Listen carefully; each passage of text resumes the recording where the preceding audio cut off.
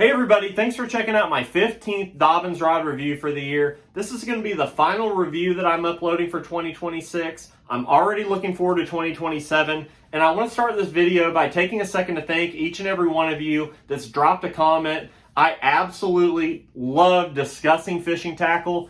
As fishermen, we all have very strong opinions on what works for us, and that's been my main objective in putting together these Dobyns rod reviews for you all. That way, if you're interested in a certain rod model, hopefully I can put out a review to cover that rod. That way, when you guys go to order one offline, you can do so with a little bit of confidence knowing that it worked out for someone else. So whenever you guys drop comments and let me know what works for you all, I'm definitely reading those and factoring those into some of the rods that I might order in the future, in the main goal of catching more bass by using the right, perfect equipment for the job. So really appreciate all the comments and all the interaction. I've enjoyed it thoroughly. And like I said, I'm very much so looking forward to 2027. I wanted to save this particular technique for the last video of the year to kind of go out with a bang. It's a technique that I love using in tournament situations. As I touched on in my last video, not my favorite technique to throw whenever I'm just out fun fishing, just due to the fact that it is a ton of work. You have to make a lot of casts. You're constantly cranking that reel handle, and it's a lot of work. That's something I don't mind doing in a tournament scenario, because if you throw this bait down the bank long enough and you put it in front of as many fish as possible, you're going to catch some larger than average fish during the right times of year. And the main goal is to catch the 5 biggest bass that you can catch. And this is a very, very effective technique to do just that in a tournament fishing scenario.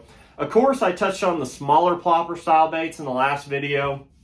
As I referred to, whenever I started tournament fishing, I had a lot of good success to get my confidence built up to fish a little bit higher level. And then I also had the biggest tournament win that I've ever had to date on a plopper style bait. Something I got a lot of confidence in for tournament scenarios. But I wanted to save kind of the granddaddy plopper of all time for the last video of the year, and it is the 130 size. There's also a 120 size Chapo that works very, very well, comes out of the package plopping perfectly. With some of the other plopper baits, you have to absolutely hunt through 25 or 30 of them to get one that actually makes that desired sound to get the bait that you want. So love this bait. The bigger size is the one we all started with. I actually live very near Table Rock Lake, so in 2015 we had a Bassmaster Open here that James Watson absolutely blew out on a plopper. I still remember looking through the pictures and seeing that plopper bait stuck in the side of a big one's head whenever he's lifting over the side of the boat. I actually had 2 of these baits. I had never taken them out of the package till I saw that picture, so like everybody else in this area, I definitely started throwing one. I saw its effectiveness, and it caught a ton of fish on it. And like I said, we all started with the 130 size here in the Ozarks. So that's going to require a little bit different rod. I'm still staying with the Champion XP, and I'm going to use the same action that I use with a 110, 90 size, the smaller size plopper baits.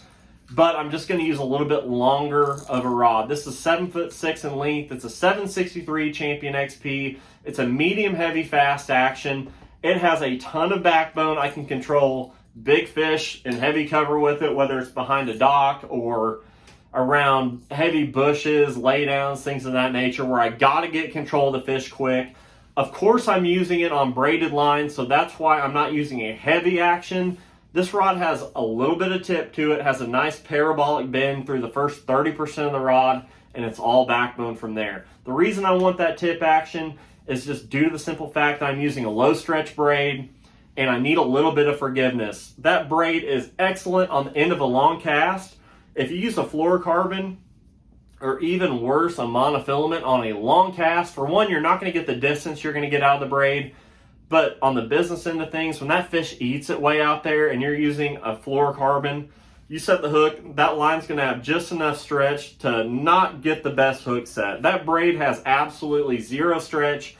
You're going to be able to drive those hooks home even on a super long cast and get a good hook in those fish where you're going to be able to fight them and land them. It's a top water bait, so that fish is obviously going to be jumping erratically, going crazy, going in every which direction, and you need some really strong line to be able to get that fish hooked, keep them hooked all the way to the net. So I love braided line, but you got to use a different rod. You cannot use a broom handle, just due to the fact that if that fish eats it close to the boat, you need some forgiveness. That's where this medium heavy and the 763 Champion XP really pays off for me whenever it comes to using the perfect rod for a whopper plopper. So, like I said, I think braided line is key, and by virtue of that, the 763 is the perfect rod that works great for me whenever I'm throwing that 130 size whopper plopper. I touched on the 7.6 length before. I really like that for casting distance and just overall leverage on the fish. So that's just the long and short of why I use the 7.6. I know some people like a longer rod. People use 7.10s, 7.11s, but I just can't quite be as accurate as probably they can with that long of a rod. It's just too hard to get the tip of that rod around on itself and deliver that bait behind the dock or over cables, under cables, around willow trees, bushes, laydowns, things of that nature, without completely splashing that bait. So that's also where some of the tip action of the rod's going to help lay that bait in there softly. And it's just an overall system that I really strongly feel like works really well for me whenever I'm talking about throwing a 120 size Chopo style bait or a 130 plopper. So this works really well for me. If you guys are in the market for a great 7.6 length plopper rod for the larger plopping style baits, I truly believe a 763 Champion XP from Dobyns is a great rod to use. So, like I said, really enjoyed bringing these rod reviews to you guys over the course of 2026, and I'm really looking forward to 2027. Please drop a comment. If you haven't subscribed already, I'd sure appreciate it if you did, and I really look forward to talking about more fishing rods with you guys next year. Thank you so much for watching.